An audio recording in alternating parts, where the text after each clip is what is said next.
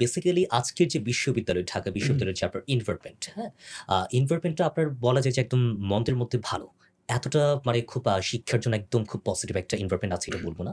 কারণ আমাদের সেই খাদ্যের যে বিষয়টা, হ্যাঁ? যে আপনার ক্যান্টিনে খাবারের যে সমস্যা থেকে শুরু করে অনেক ইস্যু যেগুলো আমরা ভেবেছিলাম যে ডাকসু হওয়ার পরে অনেকটা বেশি লাঘব হবে। কিন্তু সেটা আমরা আমাদের মতো করে চেষ্টা করেছি। কম বেশি সেটা শুধুমাত্র আমাদের নিজেদের চেষ্টার মধ্যেও থাকলে হবে না। সেটা প্রশাসন থেকে শুরু করে আপনার যারা সংশ্লিষ্ট ব্যক্তিবর্গ আছে, যারা আপনার দায়িত্বপ্রাপ্ত আছে সকলের কনসার্ন হওয়া উচিত।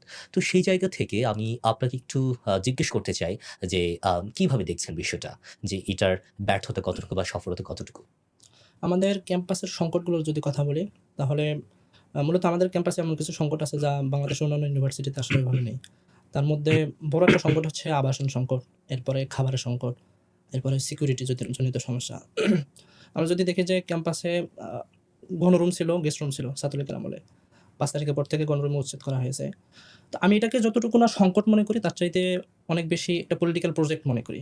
যেমন গণরুমটা ইটসেলফ গভর্নমেন্টের একটা পলিটিক্যাল প্রজেক্ট। এটাকে আমি এইভাবে দেখার কারণ হচ্ছে যে গভর্নমেন্ট আসলে অনেক ধরনের উন্নয়ন করছে। আমরা দেখেছি যে রাস্তা করছে, পদ্মা সেতু করে ফেলছে, মেট্রো রেল করছে। কিন্তু ঢাকা বিশ্ববিদ্যালয়ের মতো একটা গুরুত্বপূর্ণ বিদ্যাপীঠে আ অল্প কিছু শিক্ষার্থীদের থাকার মতো ২ টা ভবন করতে পারত না ব্যাপারটা? আমি অবশ্যই সন্দেহের চোখে পারত, আমি পারত। সন্দেহের চোখে দেখি। এর বড় একটা কারণ হচ্ছে ফার্স্ট ইয়ারে আমাদের ক্যাম্পাসে যে শিক্ষার্থীরা আসে ১ম বর্ষের মেক্সিমাম আসে আসলে গ্রামের মধ্যবিত্ত পরিবার থেকে। যাদের আসলে হলে থাকা ছাড়া এর বাহিরে কোনো উপায় নেই। কারণ ক্যাম্পাসে বাহিরে যে সমস্ত আবাসন আছে সেখানে থাকতে গেলে একজন শিক্ষার্থী যে এফোর্ট দিতে হয় সেটা দিতে পারে না। ফলে এই সুযোগটাকে কাজে লাগায়া সরকারের যে ছাত্র সংগঠন থাকে ক্যাম্পাসে সেইটা এই সুযোগটা গ্রহণ করে। ১ম বর্ষের শিক্ষার্থীদেরকে কৃত্রিমভাবে ছাত্র আবাসন সংকট তৈরি করে গণরুমে নিয়ে আসে। এখন তারা এটা বুঝায় যে সিট আসলে সরকার দিচ্ছে সিট আসলে প্রশাসন দিচ্ছে না, সিট দিচ্ছে ছাত্রলীগ। সো ছাত্রলীগের সিটে থাকতে হলে ছাত্রলীগের কথা শুনতে হবে। কথা শোনা বলতে প্রোগ্রাম করা, রাজনীতি করা। সো এই অসহায় শিক্ষার্থীদেরকে বাধ্যতামূলকভাবে আ ছাত্রলীগের প্রোগ্রাম করতে হতো এবং এই প্রোগ্রামের যেন ফলো আপটা ঠিকভাবে হয়, এজন্য রাতের গেস্ট রুম আয়োজন করা হতো এবং আমি সেখানে শারীরিক নির্যাতন থেকে শুরু করে মানসিক নির্যাতন করা হতো। সো এইটা যতটা না আবাসন সংকট তার চাইতে অনেক বেশি এটা রাজনৈতিক।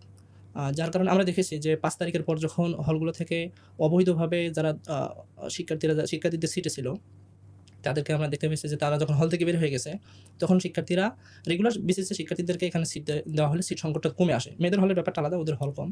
কিন্তু ছাত্রদের যে সমস্ত হল ১৩ টা হল সেখানে কিন্তু মোটামুটি আ বড় একটা অংশ শিক্ষার্থী আবাসিক। তারা হলে থাকতে পারে। সো এইটা একটা পলিটিক্যাল যে প্রজেক্ট আমরা ৫ তারিখের পরে আ আমরা দেখতে পেয়েছি। বেসিক্যালি আমি আপনার সাথে একমত। কারণ টোটালি শুধুমাত্র আমরা গণরুম, গেস্ট রুমটা এটা হুম, বিশ্ববিদ্যালয়ের যে এনভায়রনমেন্ট এটার মধ্যে সীমাবদ্ধভাবে দেখলে হুম, হবে না। কারণ সরকার চায় যে আপনার যে যারা আপনার ইন্টেলেকচুয়াল পারসন আছে, যারা হুম, আপনার শিক্ষিত সমাজ আছে, যারা শিক্ষা লাভের জন্য উচ্চ শিক্ষা লাভের জন্য যারা এসেছে বিশ্ববিদ্যালয়ে, তাদের কণ্ঠ রোধ করতে, তাদের কথা বলতে না দিতে, তাদের বিশেষ করে প্রতিবাদ না করতে বিশেষ দিতে। করে ঢাকা বিশ্ববিদ্যালয়ের শিক্ষার্থীকে যেকোনো স্বৈরাচার সরকার প্রচন্ড মাত্রায় ভয় পায়।